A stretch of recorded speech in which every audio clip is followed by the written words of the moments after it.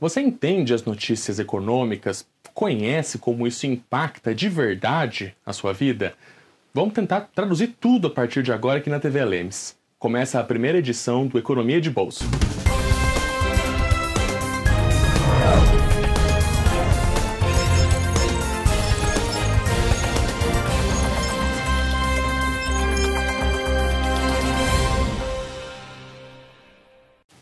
E a gente começa essa primeira edição falando dos números do PIB brasileiro. A gente tem as informações, os números aqui na nossa tela, números divulgados pelo IBGE.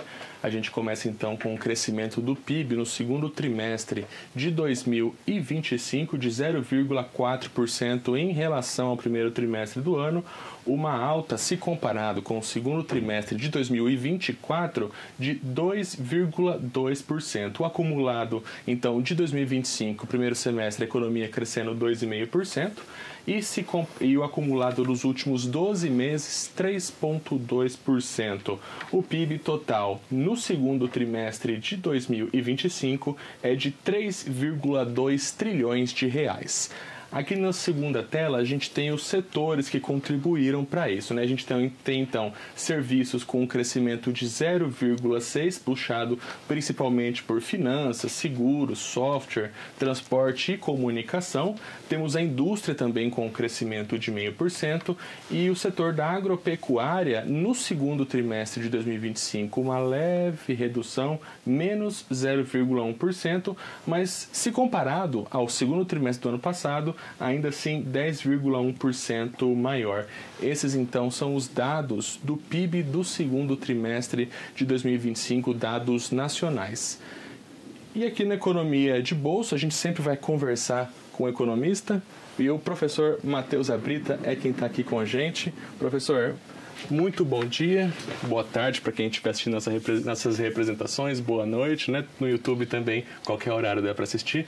Muito obrigado por estar aqui com a gente, Matheus. Olá, Thiago, é uma satisfação conversar com a audiência da TV Lemes aí. Muito bom dia, boa tarde, boa noite, boa madrugada, qualquer horário que o pessoal estiver assistindo. E é uma satisfação enorme conversar com a população, tentar traduzir um pouco esses números que parecem difíceis, mas a gente vai tentar traduzir aqui.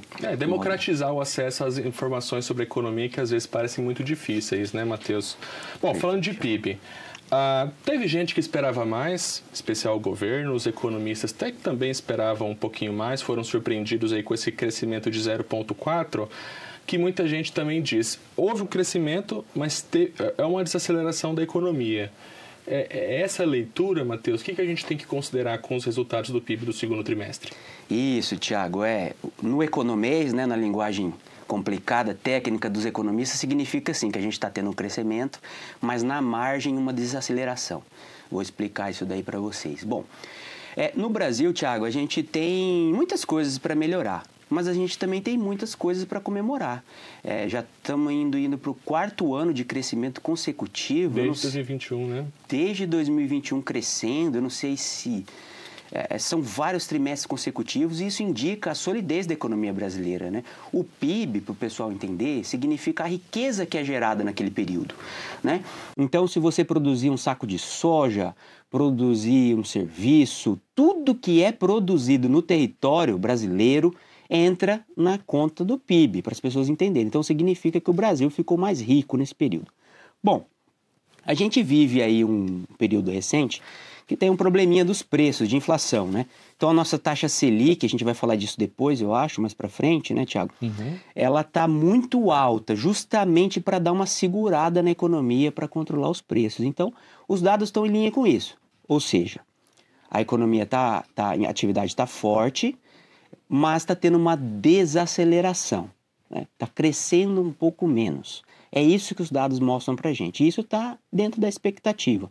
Com a taxa de juros alta, se espera que tenha uma diminuição do PIB para controlar um pouco os preços. A taxa de juros, né, entre setembro de 2024 e a taxa atual subiu de 10,5% para 15%. Assim, muita gente fala, a taxa de juros é em 15%, mas assim, com relação ao PIB, Matheus, como que uma taxa Selic alta pode impactar positivamente ou negativamente a produção de riqueza dentro de um período, no caso que nós estamos conversando hoje, né, o segundo trimestre de 2025? Tiago, Para o pessoal que está em casa nos acompanhando entender melhor, a taxa Selic chama Sistema Especial de Liquidação e Custódia, um palavrão. Mas o que quer dizer isso? Essa taxa Selic ela é referência para todas as outras taxas. Bom, se você for pegar um empréstimo para imobiliário para sua casa, essa taxa afeta. Se você for financiar um carro, afeta. Vamos supor que você tem uma empresa, um negócio e você queira abrir uma filial, você vai pegar um empréstimo do banco, vai ficar mais caro. Então, quando a taxa Selic sobe, ela é referência para todas as outras taxas.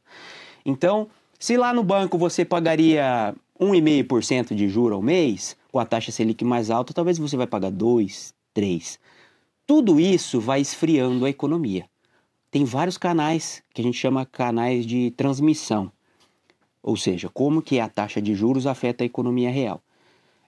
O principal deles é o seguinte: quem tem dinheiro, aí o empresário tem dinheiro, bastante dinheiro, ele pode abrir uma filial. Se ele abrir uma filial, ele vai contratar mais pessoas, ele vai comprar cimento, vamos supor que ele vai construir, né? Ele vai girar a economia. Com a taxa Selic alta, ele olha para as aplicações financeiras e ele fala, olha, compensa mais eu deixar no banco. Porque eu deixando no banco, eu ganho 15% ao ano, sem ter risco, sem ter problema de intempéries do tempo, sem correr riscos, né? Então ele para de fazer esse investimento. Você pode olhar aqui que a nossa taxa de investimento deu uma caída. Chama formação bruta de capital fixo. Deu uma queda, né? Por um outro lado, vamos supor, Thiago, que você quer comprar um carro novo. A prestaçãozinha sua ia ficar baratinha se o juro estivesse baixo. Como o juro está mais alto, você olha e fala, bom, não vou trocar agora. Você ia trocar de casa. Você fala, não vou trocar agora. Tá? Então, tudo isso vai esfriando um pouco a economia. Para quê? Para tentar controlar a alta dos preços. Porque daí as pessoas consomem menos. É o esforço do Banco Central, manter uma taxa elevada no sentido de tentar conter a inflação, né? Mas que então pode gerar prejuízos, entre aspas, ao PIB. Prejuízos não, o PIB deixar de gerar tanto quanto poderia, é isso? Perfeito, Thiago. A economia, pessoal, é uma situação de cobertor curto. Sabe quando tem um cobertor curto? Aí você cobre um braço, descobre a perna. Aí você cobre a perna, descobre sua bunda. E aí, meu Deus, a coisa fica complicada. Então a economia é assim, você vai tentar resolver um problema e acaba surgindo outros, né? Aí, tem uma questão aí, uma análise minha enquanto pesquisador de economia, que a gente pode deixar para um outro programa, mas a gente colocou uma meta de inflação muito rigorosa. Nossa meta de inflação é 3% ao ano. Essa meta de inflação está em linha com os países mais desenvolvidos do mundo. Com todo respeito, a gente ainda não está nesse patamar, né? E aí, como a nossa meta de inflação é muito apertadinha, claro, gente, tem explicações para isso. Mas a gente tem que pôr uma taxa de juros muito mais alta para alcançar aquilo. Atingir a meta. Por exemplo, Thiago, vamos supor que você está fazendo uma dieta em casa. Aí você fala, não, eu quero manter aqui meus 80 quilos, meus 85 quilos. Você, com uma pequena segurada ali, você consegue manter esses 80 quilos. Agora você fala, não, minha meta é 59 quilos. Ah, vou ter que viver de alface aqui. É a mesma coisa, a gente tem uma meta muito rigorosa. Mais uma vez eu digo, tem motivos para isso. Para um outro programa a gente pode explicar. Mas aí a gente tem que colocar uma taxa de juros muito forte e ela tem efeitos colaterais. Os efeitos colaterais é isso, prejudicar a vida das pessoas na hora que vai financiar um carro, vai financiar uma casa. São escolhas, economia são escolhas, a gente chama de trade-off. São escolhas. Bom, Matheus, para a gente encerrar esse assunto PIB, né? A gente então teve um crescimento de 0,4% no segundo trimestre de 2025 em relação ao primeiro trimestre do ano. Para a gente poder trazer um cenário de que a economia brasileira está esfriando, para o terceiro trimestre de 2025, a gente teria que ter então esse número com esse crescimento menor que desse trimestre, para daí sim a gente poder dizer que o PIB está esfriando, mas temos muitas variáveis, as questões das tarifas, que a gente vai falar ainda nessa edição daqui a pouquinho, tarifas norte-americanas, uma série de variáveis, mas para dizer que a economia está esfriando, a gente precisa aguardar o próximo trimestre? Isso, Thiago, a gente precisa acompanhar isso. Eu não sei se você foi picado pela mosquinha das corridas, o pessoal corre muito agora aí, né? Nós tivemos recentemente a inscrição para a corrida dos servidores, tá todo mundo falando disso. Vamos supor que você está correndo ali a 7 km por hora ali. E aí você diminuiu para 4, você foi para o trotinho, você estava correndo, foi para um trotinho. Você ainda continua correndo, mas agora diminuiu um pouco esse ritmo. É o que está acontecendo com a economia brasileira. A gente continua crescendo, mas num ritmo menor, para que acomode um pouco, esses preços não fiquem tão altos assim. Então tá certo. Bom, essa então as informações com relação ao PIB. Agora, a economia de bolso fala de fintechs, né? No centro de uma polêmica aqui no Brasil com relação à operação da Polícia Federal, da Receita Federal contra o PCC, e se identificou que fintechs estavam sendo utilizadas para poder fazer a gestão, né, de todo o recurso todo o dinheiro vindo do crime organizado, tudo isso de uma maneira formal, né, por meio das fintechs, por meio de fundos de investimentos. Mas no final das contas, Matheus, eu te pergunto, o que são fintechs? Porque para mim é banco digital, mas eu não sei explicar mais muito bem quando alguém me pergunta. O que são as fintechs? Tiago, esse tema está muito em alta e ele precisa ser enfrentado com seriedade mesmo, né? As fintechs são instituições financeiras muito positivas para a economia, tá? Por quê? Porque elas vieram para desburocratizar, para simplificar, para facilitar. Todo mundo hoje consegue ter acesso ao sistema financeiro com o seu smartphone, no seu notebook. E isso tudo é muito positivo, tá? Só que as autoridades têm que estar sempre de olho nas nuances das coisas. Então, mal intencionados se aproveitaram de facilidades e brechas regulatórias, ou seja, uma menor fiscalização mesmo. E aí se aproveitaram para fazer coisa errada. Mas aí é aquela frase que o pessoal de casa conhece bem, né? Você está dando banho no seu bebezinho, a água está suja, você tem que jogar a água suja, não a criança tem que ser preservada. Então as fintechs são muito boas. As fintechs fazem bem para o sistema financeiro, ajudam a aumentar a concorrência, diminuir tarifas, facilitar para o cidadão a ter acesso a produtos e serviços mais fáceis. Mas precisa ter um controle melhor. Precisa ter um controle melhor das autoridades que fiscalizam e o Congresso já está se movimentando para isso, né? Muito importante as nossas casas de leis trabalharem para melhorar isso. Sem, Tiago, colocar muita burocracia também. Aí é uma situação difícil, tá? Você tem que melhorar o controle, impedir que os malfeitores entrem aí, mas também não burocratizar demais. Se você burocratizar demais, aí elas vão deixar de ter os benefícios que elas têm de facilidade, né? Então os nossos legisladores têm que encontrar esse meio termo aí com muita seriedade. Mas ela é positiva para a economia, viu, Thiago? Bom, então, para a gente amarrar antes aqui para o nosso primeiro intervalo, Matheus, fintech, a gente tem as fintechs, né? Muita gente chama de bancos digitais, inclusive nas redes sociais o pessoal se refere a alguns bancos pelas cores, né? Azul, verde, laranja, roxo, né? Se avalia as fintechs em si de maneira bastante positiva. O que é necessário é que a Receita Federal faça a devida fiscalização, mas sem criar amarras burocráticas que a gente perca esse avanço que nós tivemos ao longo dos últimos anos com as fintechs, né? Com essa bancarização de muita gente, que não conseguiram uma agência física, né? Então, é mais ou menos isso. A fintech é um banco digital, é legal, mas com relação a essa polêmica toda, a gente precisa de fiscalização, mas na medida certa. É isso. Isso, Thiago. Tem que encontrar essa medida certa para também não burocratizar demais, né? Controlar. Não sei se vocês lembram, né? Antes do Pix, a gente tinha que fazer TED e DOC. Vocês lembram disso? Tinha que pagar lá. Eu até evitava, eu preferia sacar. Terrível, minha né? conta não tinha TED de graça. É isso que eu vou te falar. Então, cada uma era vintão. Você veio mandar um dinheiro para alguém, você tinha que pagar vintão, 25, 30 reais, né?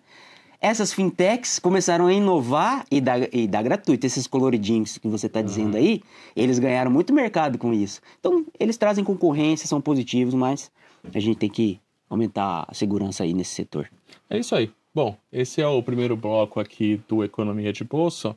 E no próximo bloco, os impactos das tarifas norte-americanas para o comércio exterior, tanto do país como o de Mato Grosso do Sul. E ainda, como evitar prejuízos ao fazer um saque antecipado no Tesouro Direto. É uma dica que a gente traz. A gente já volta.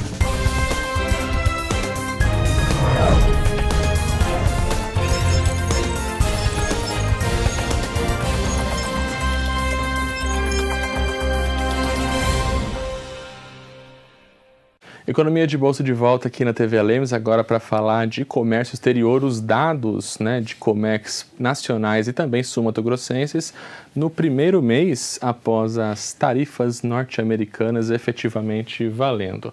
Vamos falar primeiro dos dados nacionais. A gente tem aqui no comércio exterior exportações brasileiras quase 30 bilhões de reais, 29,8, importações na casa dos 23,7 bilhões, superávit, né? Mesmo com toda essa situação, a balança comercial brasileira ficou positiva na casa dos 133 bilhões de dólares, aliás, estava falando reais, mas na verdade são dólares, dados referentes ao mês de agosto, né?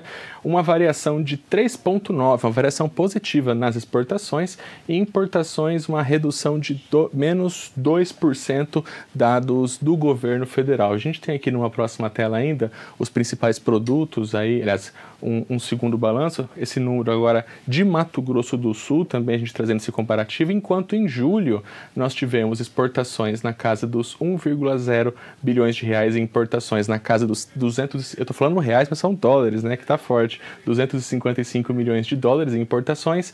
Em Mato Grosso do Sul, no mês de agosto, tivemos 903 milhões de dólares exportados, uma redução de menos 12,9%, e nas importações também diminuiu 34%, importações no mês de agosto em Mato Grosso do Sul na casa dos 168 milhões de dólares. Na próxima tela a gente tem os produtos mais exportados em Mato Grosso do Sul no mês de julho, fazendo um resumo do ranking: soja, pasta química de madeira, que é a celulose, carne de bovino congelada, açúcares de cana e minérios de ferro também. Esse foi o top 5 no mês de julho. Já no mês de agosto, é a próxima tela, nós tivemos uma mudança nesse ranking. O produto mais exportado foi a celulose, seguido da soja em segundo lugar, a carne bovina em terceiro, milho em quarto e a cana-de-açúcar, o quinto produto mais exportado.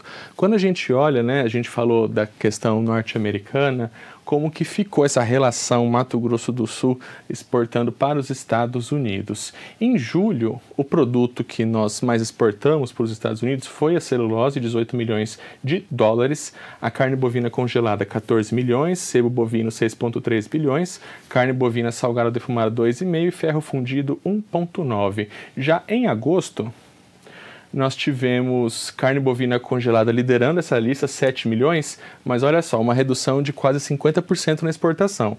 O sebo bovino em 7 milhões, um acréscimo de 11%, o ferro fundido bruto a gente exportou mais, quase dobrou, mais 116%. A pasta química de madeira, celulose, também teve uma redução muito forte em agosto, com 1,9 milhões, quase uma retração de 90%, e carnes bovinas salgadas e defumadas também reduzindo para 991 mil dólares.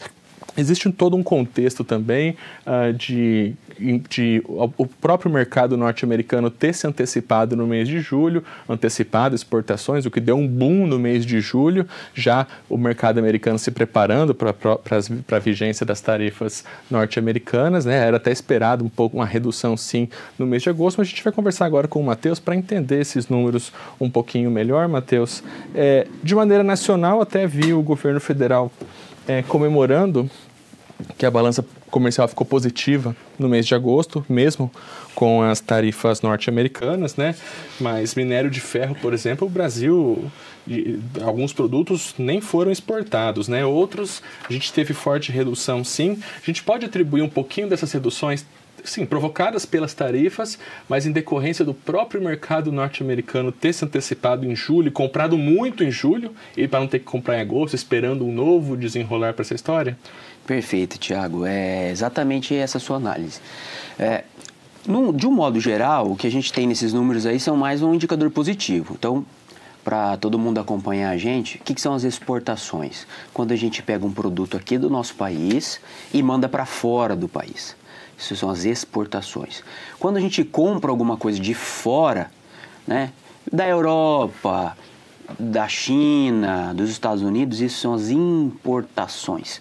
Então, na diferença entre as duas coisas, tanto no Mato Grosso do Sul quanto no Brasil, a gente tem um saldo positivo. A gente está vendendo mais do que comprando de fora. No Mato Grosso do Sul, Thiago, a gente tem que ter um cuidado, tá? Nas importações, se você olhar, a gente tem a questão do gás. essa questão do gás às vezes contamina a análise. Porque às vezes o gás nem fica aqui no Mato Grosso do Sul, é só uma passagem, tá? Sempre que você for analisar as importações do Mato Grosso do Sul, você também tem que ter um cuidadinho aí com o gás, tá?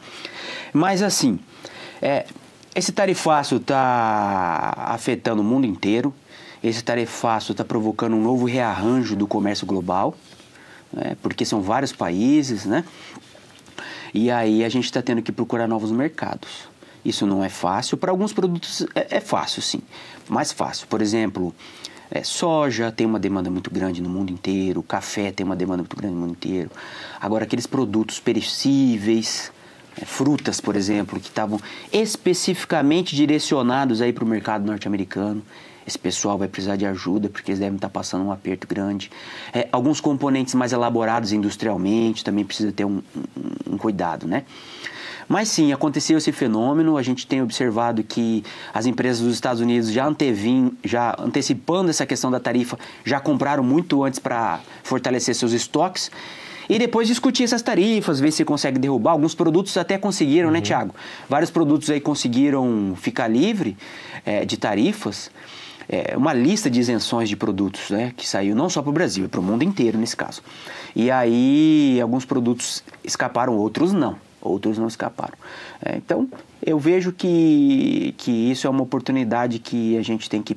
um desafio que pode se transformar numa oportunidade. Então, a gente tem que procurar novos parceiros, novos mercados e também continuar sempre conversando com os Estados Unidos e sempre procurando também diálogo, né? Eu acho que nesse sentido, mas que vai afetar, sobretudo em momentos específicos do tempo, vai afetar sim. Porque nós estamos falando aí da maior economia do planeta, né? Quando a gente pensa nas principais commodities que Mato Grosso do Sul exporta, celulose, soja, milho, a gente tem também a proteína animal, né? As várias proteínas animais. A gente até teve, no mês de agosto, uma viagem de uma comitiva sul-mato-grossense, né? O governador Eduardo Rida liderando, o representante da FIEMES, o presidente Gerson Claro, que representou a Assembleia. Era uma viagem que estava já programada antes do tarifaço norte-americano, mas que, de certa maneira, veio bem a calhar porque possibilitou diálogos com abertura de mercados, né, para produtos sul-mato-grossenses também. E eu te pergunto, Matheus, das principais commodities de Mato Grosso do Sul, há mercados disponíveis? Sim, com certeza há mercados disponíveis, mas exige esse exercício de conversa, de contato, de procurar mercados, estreitar relações, tem que ser contínuo. E por vezes a gente fica deitado em berço esplêndido, né? Confortável com a situação que está, né? Eu digo isso historicamente. Então a gente precisa estar sempre procurando novos mercados, novas oportunidades, também para comprar, porque a gente pode encontrar, e temos a Rota Bioceânica, que vai facilitar esse contato aí com a Ásia, não só para a gente mandar produto para lá, mas também para vir produtos para cá que a gente precise melhorar a eficiência. Por exemplo, um insumo novo, uma máquina nova, isso tudo aumenta a produtividade aqui da nossa economia.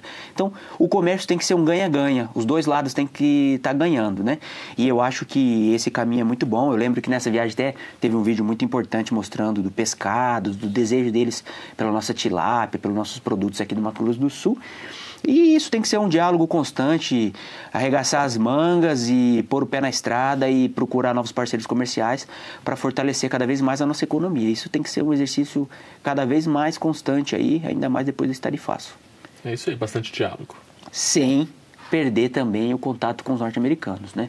São uma economia mais importante do mundo. A gente tem que atacar em todas as frentes e conversar com todos, né? Mas se eventualmente um momento ou outro fecharem-se as portas, a gente não tem que ficar chorando, a gente tem que correr atrás do prejuízo e procurar novos mercados, novos parceiros, porque isso, pessoal, gera emprego e renda aqui no Mato Grosso do Sul. Por que o nosso presidente da Assembleia, o nosso governador está indo para a Ásia procurando emprego? Bom, vamos supor que ele habilita, vou dar um exemplo concreto para você, vamos supor que ele habilita uma nova exportação de pescado. Bom, vão se gerar mais empregos nessa indústria, vão se gerar mais empregos nessas fazendas de piscicultura, vai ter a pessoa que fornece, às vezes, marmita para a indústria, vai ter emprego de quem dá manutenção nas máquinas. Então, é um ganha-ganha que todo mundo sai ganhando, além de trazer dívidas. Mas uma coisa muito interessante, Thiago, um adendo, você está notando que o Vale da Celulose já está devagar não, né? Já está começando a assumir o protagonismo na nossa pauta de exportações, que sempre foi focado na soja, né? já está ganhando mais espaço, né? É isso aí, né? A celulose ganhando, tem agora uma nova Arauco se instalando lá em Inocência, né? Outras usinas também avaliando investir em Mato Grosso do Sul. Bom, esses então foram os dados do comércio exterior sul-mato-grossense, né? A gente vai acompanhando e trazendo as novidades por aqui. Agora a gente fala de dinheiro na prática aqui no Economia de Bolso. Matheus, sempre o dinheiro na prática trazendo aí dúvidas, né, de quem... E você te convida até a trazer dúvidas aqui pra gente. No finalzinho a gente vai trazer as nossas redes sociais. Mas a gente traz um primeiro questionamento aqui, Matheus. Dinheiro na prática. Olha só, tenho guardado R$100 todo mês na poupança. Queria colocar no CDB, mas tenho medo de perder esse dinheiro ou não poder sacar. Como que funciona esse CDB? Dá para eu depositar e eu me arrepender e sacar amanhã? Eu tenho um compromisso de deixar lá por um período? Como é que é? Perfeito, Thiago. Essa pergunta é excelente. A caderneta de poupança, eu não sou daqueles educadores financeiros que demoniza a caderneta de poupança. Ela tem suas vantagens, tá? Qual que é a desvantagem dela? A desvantagem dela é que o rendimento geralmente é muito baixo, tá? Mal cobre a inflação. Tem períodos que não cobre nem a inflação, agora cobre a inflação pelo menos, né? Mas ela é muito fácil, prática, o brasileiro aplica muito fácil na poupança, na caderneta de poupança. Agora, se você precisa ter um retorno um pouco melhor, ter um rendimento um pouco melhor, você tem que olhar outras opções. E aí o CDB é uma questão muito importante, que é o certificado de depósito bancário. Gente, quando você coloca o seu dinheiro na caderneta de poupança, você está emprestando o seu dinheiro para aquela instituição aplicar no setor imobiliário, por exemplo. Financiar casas, né? O seu dinheiro está sempre girando. Quando você coloca o seu dinheiro num CDB, você está emprestando o seu dinheiro para o banco aplicar em outras ações, né? Outras opções. Aí, Thiago, mora o detalhe, porque você tem CDBs que tem liquidez imediata. O que significa isso? Você pode sacar a qualquer momento. E todo dia cai ali o rendimentinho. Exatamente. Essa é uma grande diferença para a caderneta de poupança, gente. A caderneta de poupança tem um aniversário e só naquele aniversário que cai. Se você sacar um dia antes do aniversário da sua caderneta de poupança... O que eu saquei não vou receber o rendimento. Não recebe o rendimento, Thiago. Entendi. Então, as pessoas às vezes não se atentam para isso. Agora, no CDB, você tem que olhar um que te pague aí em torno de 100% do CDI. É uma referência. É uma referência, gente. Tá por aí. Nesses bancos roxinhos, coloridos, verdinhos, amarelinhos aí, geralmente tem essas opções. E você tem que ver um que tem liquidez imediata, que você pode resgatar a qualquer momento. E impostos, Matheus? Incide imposto no CDB? Imposto de renda, com certeza. Incide imposto de renda. Essa é uma boa diferença, Thiago. A caderneta de poupança não tem imposto de renda. Então, por isso que eu estou recomendando que você tem que pegar pelo menos 100% aí do CDI, 95%, 105%. Para ganhar na poupança. Para ganhar na poupança. Se for o CDI muito menor... A poupança vai ganhar porque ela tem aí a isenção, né? Ela tem isenção do imposto. Mas tem que estar muito atento nessa questão. Mas, Thiago, vamos supor que você fala assim, não preciso desse dinheiro, vou precisar daqui 5 anos desse dinheiro. Você pode procurar CDBs que vão te pagar mais, mas você não pode resgatar. Você tem que esperar aquele prazo, tá? Então, eu sugiro pro nosso telespectador estar analisando isso, olhando nas corretoras, nos bancos, todas essas opções e enquadrar isso de acordo com o perfil do seu investimento. Para a gente finalizar, né, um outro ponto da pergunta. Tenho medo de perder, não poder sacar esse dinheiro. O CDB ele tem algum tipo de garantia? Às vezes eu quero comprar num banco digital, numa fintech, eu não confio tanto, tá pagando bem, até numa liquidez diária tá pagando bem, mas não confio tanto. Tem algum tipo de proteção? Perfeito, Thiago, tem sim. Sempre que você for aplicar até 250 mil por CPF, por instituição financeira, tem um seguro, não é um seguro, mas é um seguro, chama Fundo Garantidor de Crédito. Então, quando você for fazer esse investimento, você tem que observar se esse investimento é protegido pelo Fundo Garantidor de Crédito. Se ele for protegido pelo Fundo Garantidor de Crédito, se aquela instituição financeira for à falência, esse fundo vai lá e ressarce o seu dinheiro. Tem limite? Até 250 mil por CPF por instituição. É bastante. E um global de 1 milhão, salvo engano. Eu não sei se mudou esse período recente, né? Mas eu acho que a gente ainda está longe de ultrapassar esses valores. Se você ultrapassou esses valores, parabéns. Mas aí você já tem que estudar bastante o mercado financeiro para saber onde colocar o seu dinheiro, né?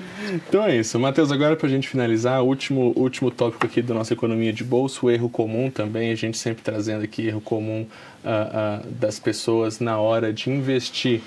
Olha só, Matheus, comprei tesouro direto, vi que comecei a ter prejuízo no tesouro porque eu fiquei cuidando e eu saquei. e alguém me falou que eu fiz errado, né? Esse questionamento aqui.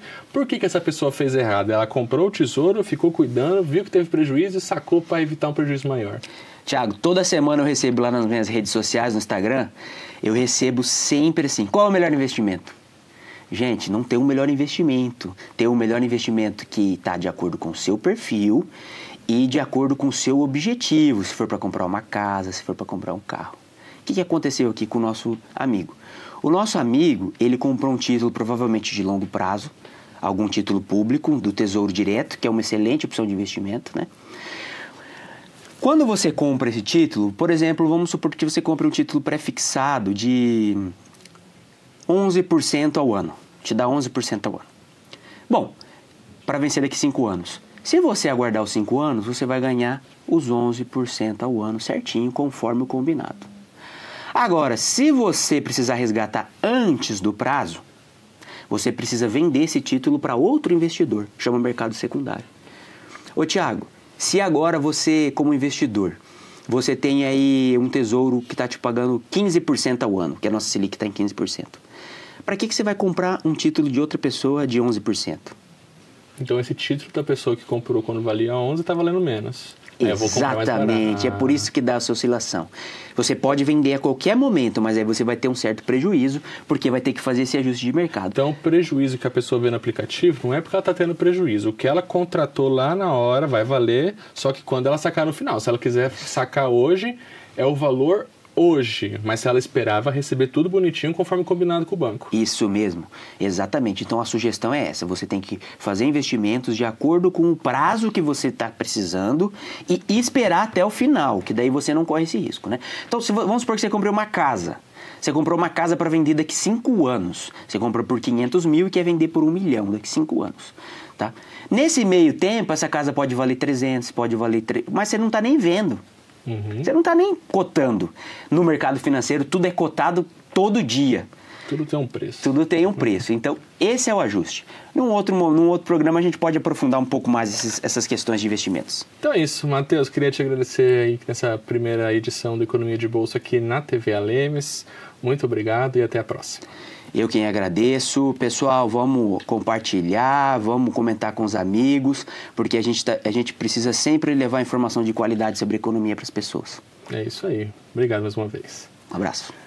Então a gente encerra a primeira edição do Economia de Bolsa, que vai ficando por aqui. Eu te convido a seguir a gente no Instagram. Olha só, @TV Rádio Alemes, aqui da emissora do Poder Legislativo Estadual, todos os conteúdos e também a cobertura do trabalho parlamentar, e também o @Mateus Abrita, está na sua tela, mas é o @Mateus sem H, Abrita com um T só.